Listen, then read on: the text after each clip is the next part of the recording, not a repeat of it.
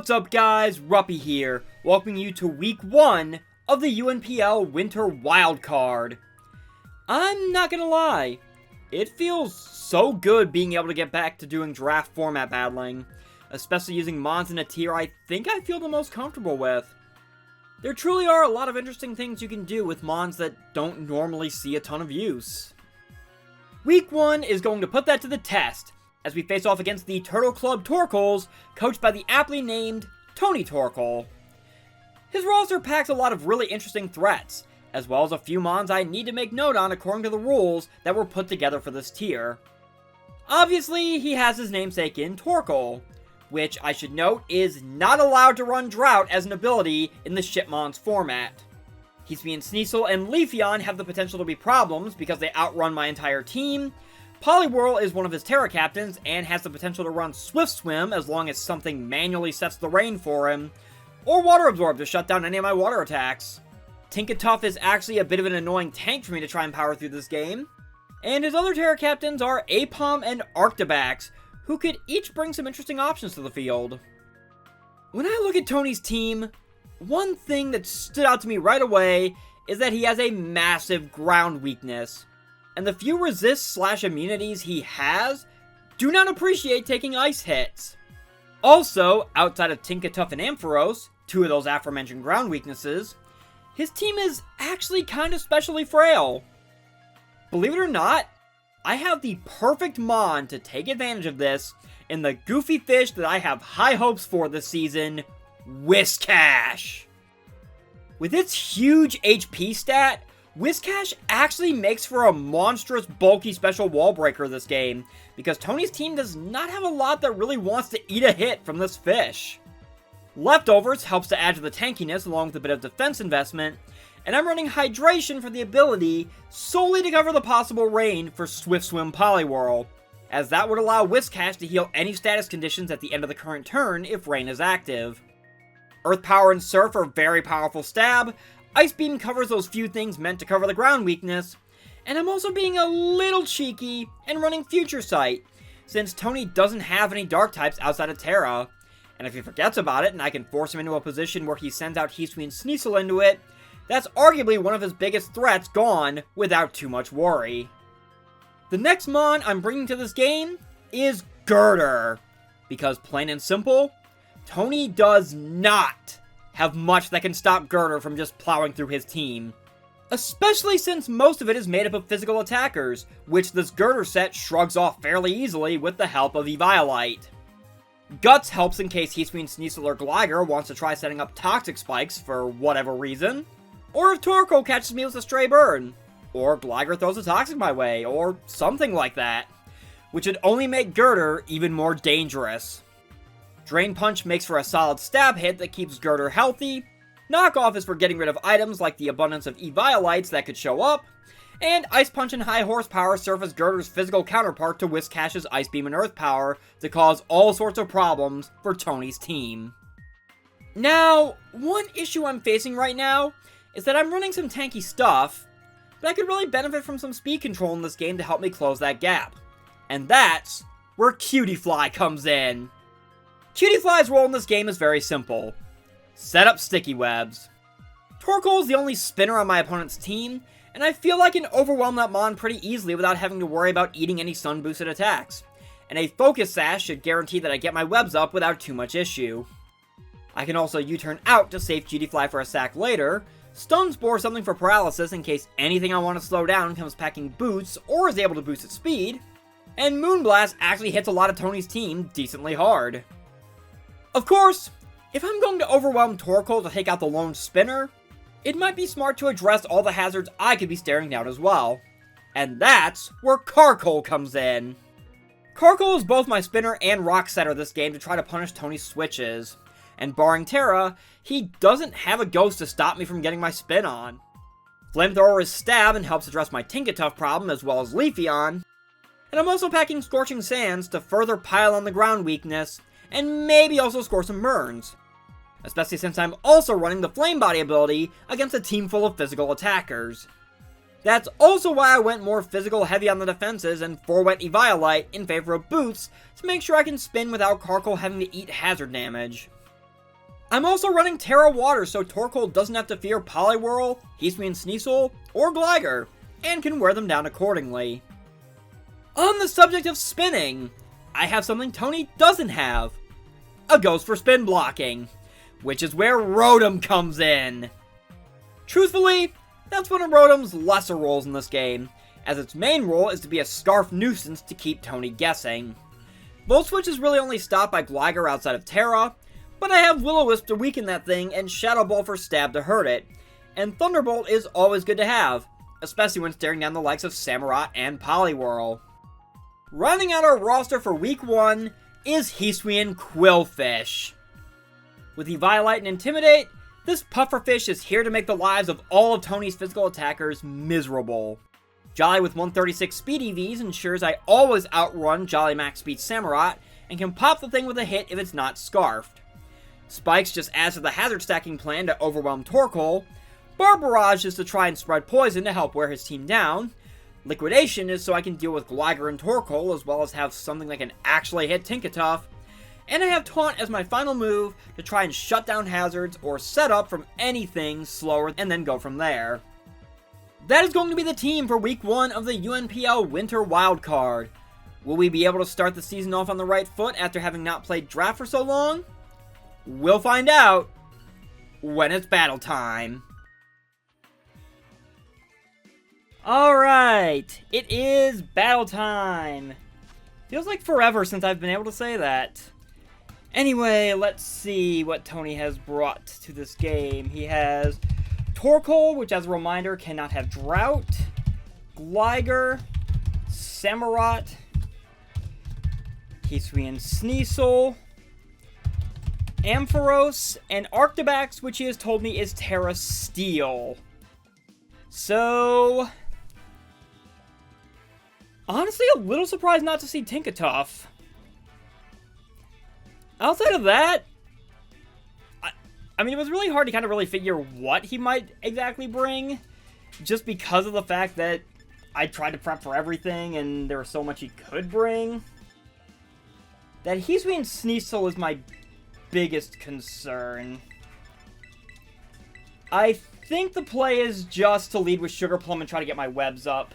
If he does lead with Torkoal, then we will figure it out from there, see how he wants to play it. Regardless, good luck and fun, Tony. And let's see if we can get our Winter Wildcard started on the right foot as he leads with the Gligar. Curious. I wonder if this thing has rocks or if he's planning on maybe spike stacking me. Regardless, I'm just going to go ahead and set up my webs because I have no reason not. Oh. Okay.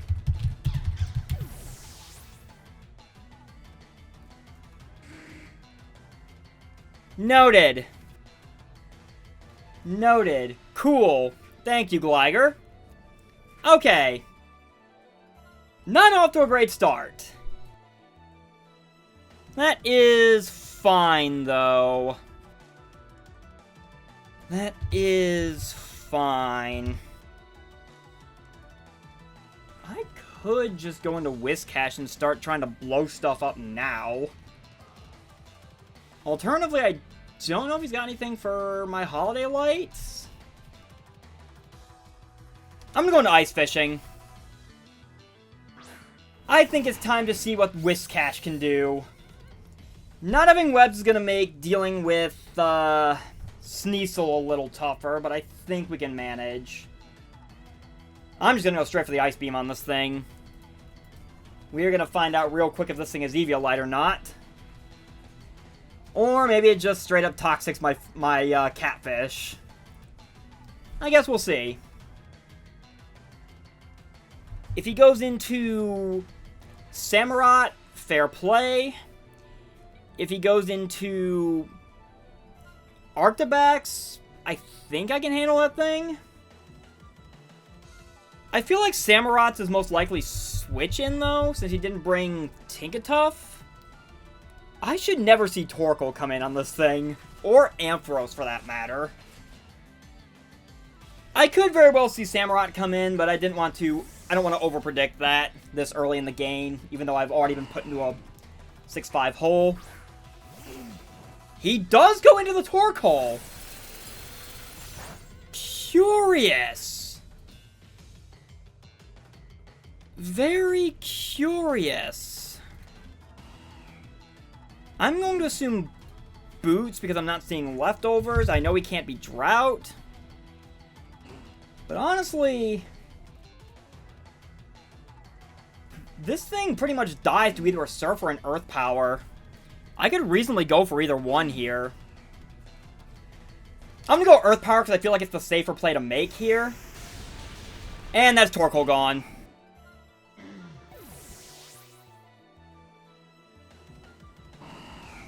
So, he no longer has a spinner. If I can get Spikes up with Hisuian Qwilfish or Rocks up with Torkoal.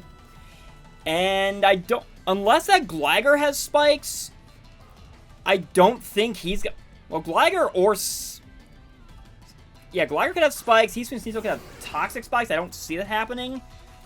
I question this. Unless... What does Ampharos get as far as grass moves? Because that is the only thing I could see. Cotton Guard, Cotton Spore. It gets Trailblaze, which... This thing's more a special attacker. How much would a Trailblaze do to me? Honestly, I have no reason not to just Earth Power again. Okay, you are definitely very tanky. You do have Trailblaze! Alrighty! Well, color me surprised. You are definitely very specially tanky, though. I will say that much. Curious. I'm gonna Earth Power again, though. I think Trailblaze is the only move you really have that could hit me. I mean, maybe you got something else. I'm immune to your Electric Stab. So I don't think Ice Fishing is in a particularly bad spot. Dazzling Gleam, which Ice Fishing eats. We Earth Power again.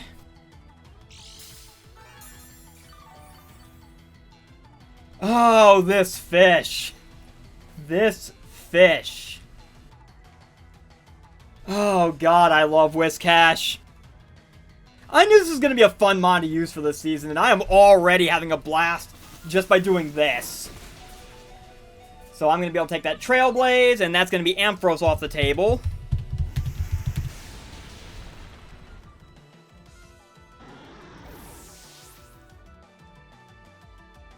Unfortunately, that does kind of make my,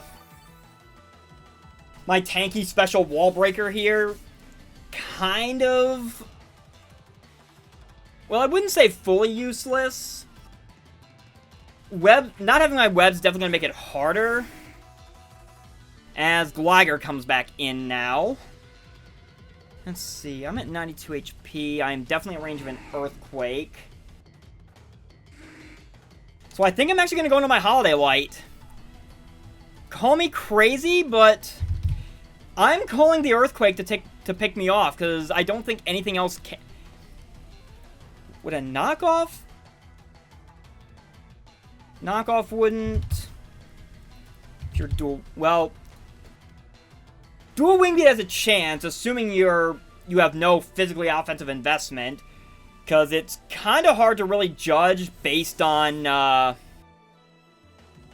what it did to Cutiefly. But I feel like my Holiday Light's the safe play. Yep, there's the Earthquake. I figured as much. So maybe this thing is knockoff. I know it has dual wing beat. I know it has Earthquake. If it does have knockoff and gets rid of my Scarf, that would kind of suck. Not gonna lie.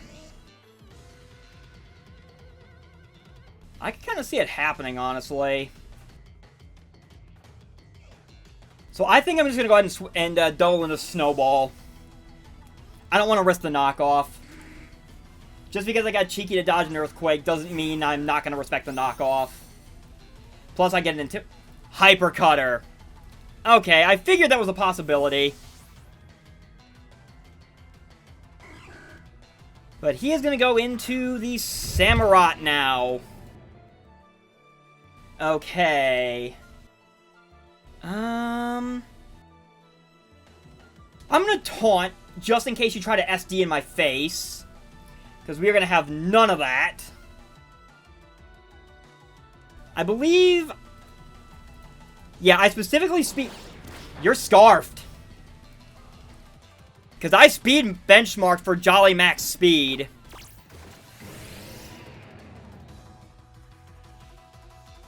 Okay, so I've lost my Eviolite, which does kind of suck. But this does mean I can get spikes up for free because... As he goes into Arctibax. Okay. So this is where things are going to get interesting.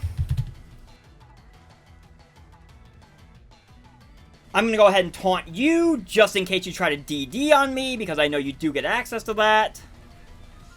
Because you are a bit of an enigma to me. I know you're Terra Steel, and I would not be surprised if you actually Terra right now, just to dodge the potential Barb Barrage. But I think my top priority right now is blocking you from Dragon Dancing, because if I speed benchmark for Jolly Max Speed Samurott, which is now a moot point because it's clearly scarfed, then I definitely can outspeed you. And then we can go from there. Yep, he is just going to Terra Steel right away, which, completely fair.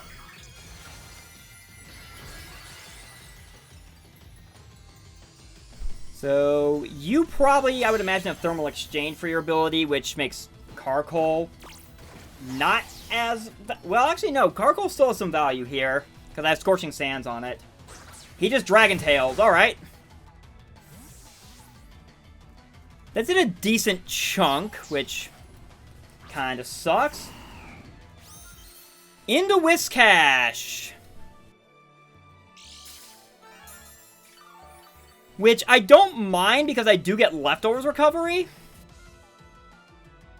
Okay, let me see here. I know you're Dragon Tail. I'm at 118 right now. An Adamant Dragon Claw definitely kills me. So does a Jolly Dragon Claw. Honestly, I feel like it's time to go into Chestnuts. Because I think I can get Ice Fishing maybe a little more Lefty's recovery later on something. As he just Dragon Tails again. Alright, fair. Which means I could have Earth Powered this thing. If I go into Whiscash again... Nope, back into Snowball. Which works out because I get my Intimidate off on this thing. And that lowers its attack. Which is absolutely fine with me. So from here... I kind of want to just go for a Liquidation and get damage on this thing. Just start trying to chip it down as he... Iron Head! Okay.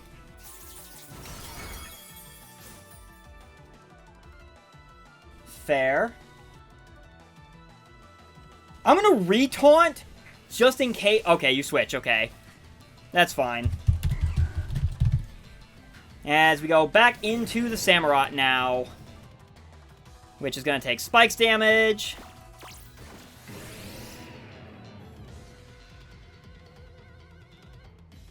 That taunt is kind of... meh. I would not be surprised at another knockoff. I feel like you're going to go for a water move, though. It would not surprise me. I guess I'm just going to go for a Barb Barrage and sack Snowball. Because I'm almost positive. I know Gligar is... I got a layer of Spikes up. I know Gligar is Hyper Cutter. Hisuian Sneasel is probably Inner Focus, which would make Intimidate not as useful. Arctibax, I think it's pretty clear I can kind of handle it from here, I think. As he goes Air Slash. Interesting. I do get the poison off the Bar Barrage, so there is that.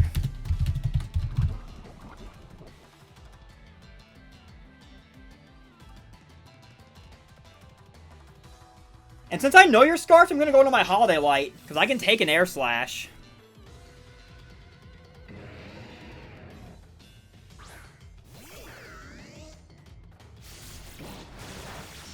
Eat that up.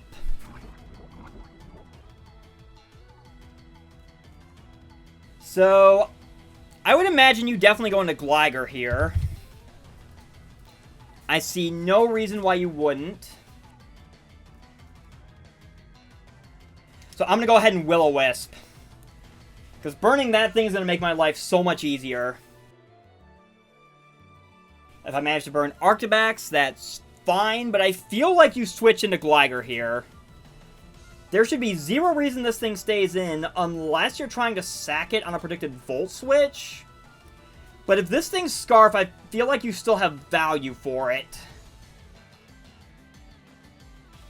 Yep, that's exactly what I thought. Show me the Gligar. Sneasel! And it is not Boots! And I missed the Will-O-Wisp, because of course I do.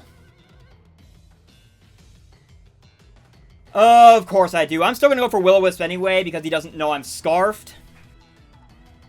And honestly, burning this thing would be tremendous. Alright. So Hisuian Sneasel is burned. As he goes for the Throat Chop, which Holiday Light eats.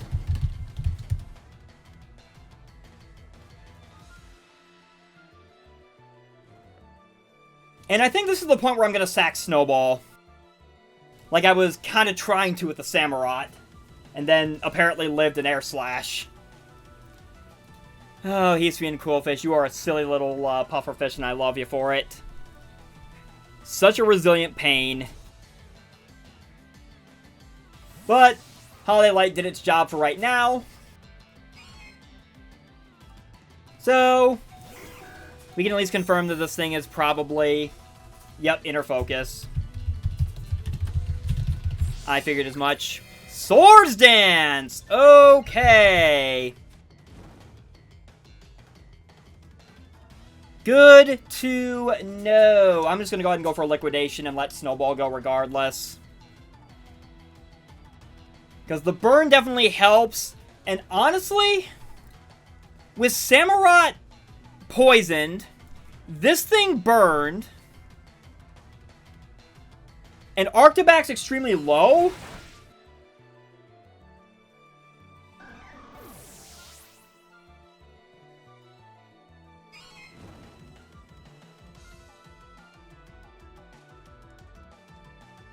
I honestly feel like this is the point where Snowplow comes in and just wins. Because, yeah, this thing's at +2, but it is burned. Yeah, I'm going to go into Snowplow.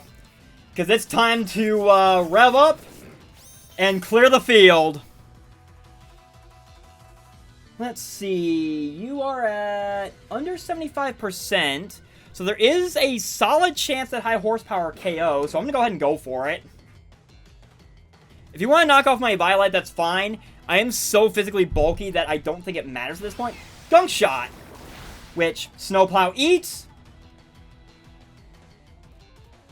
And I missed the high horsepower. That is unfortunate. I don't know if you stay in or not. I feel like a switch to Gligar makes a ton of sense right now. You know what? I actually don't really lose much of anything but if I Ice Punch here. Because that does a ton of damage.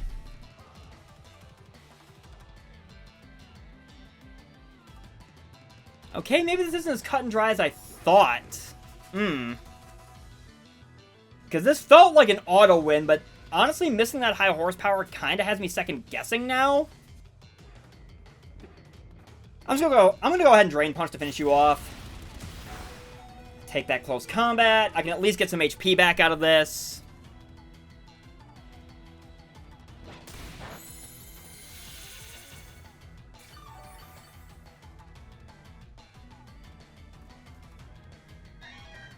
Okay.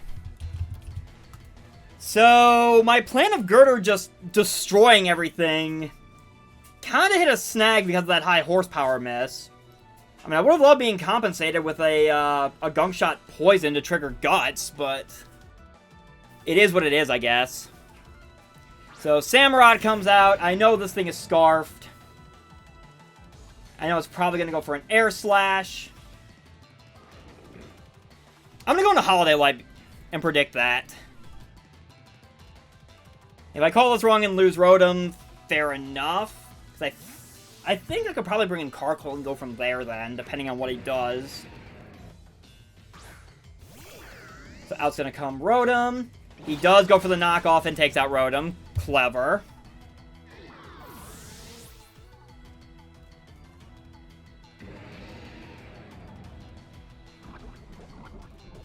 Okay. But I take a knockoff though. Losing my Eviolite would suck, but I mean, I just Drain Punch with Snowplow to get HP back even still. Cuz I eat a knockoff all day.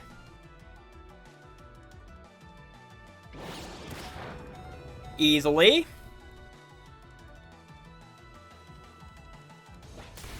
And there goes the Samurott.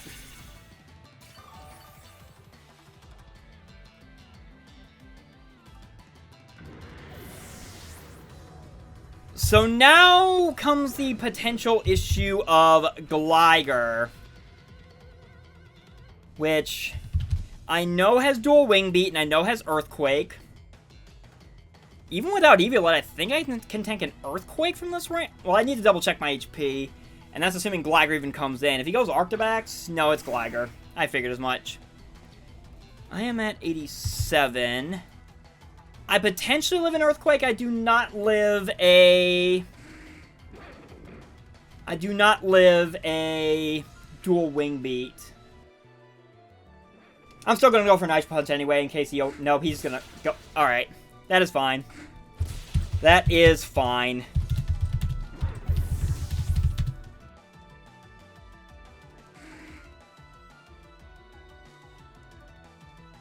I think that's fine.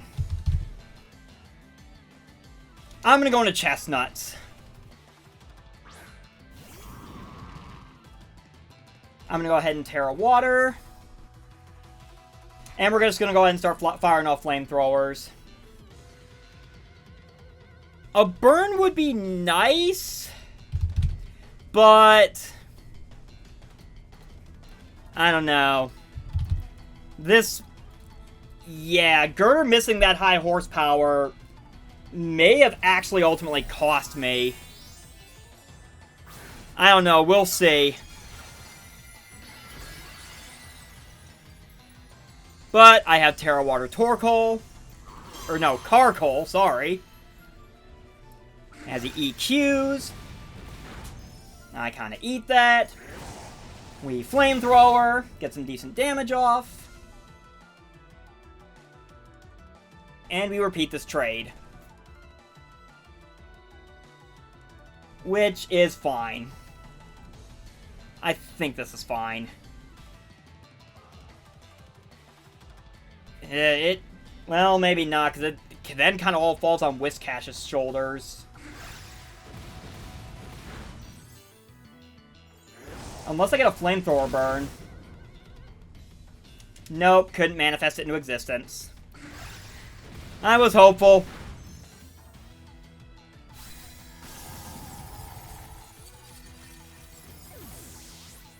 So it is now all on the shoulders of my Ice Fish. And unfortunately, I think we're starting the season off with a loss, because even if I do live this Earthquake, assuming he's not offensive, I don't think I can beat Arctibax unless he throws this game. Yep. GG, Tony! Not gonna lie, I'm a little salty about the high horsepower miss because that definitely hurt my Gurdurr a lot more. But that's Mons for you. And apparently that is how the game wants to welcome me back to play. It happens. Regardless, thank you guys so very much for watching. I have been Ruppy. GG again to Tony. And I will see you guys next time where our Columbus Swoo will hopefully pick up the pieces and bounce back next week. Take care, guys.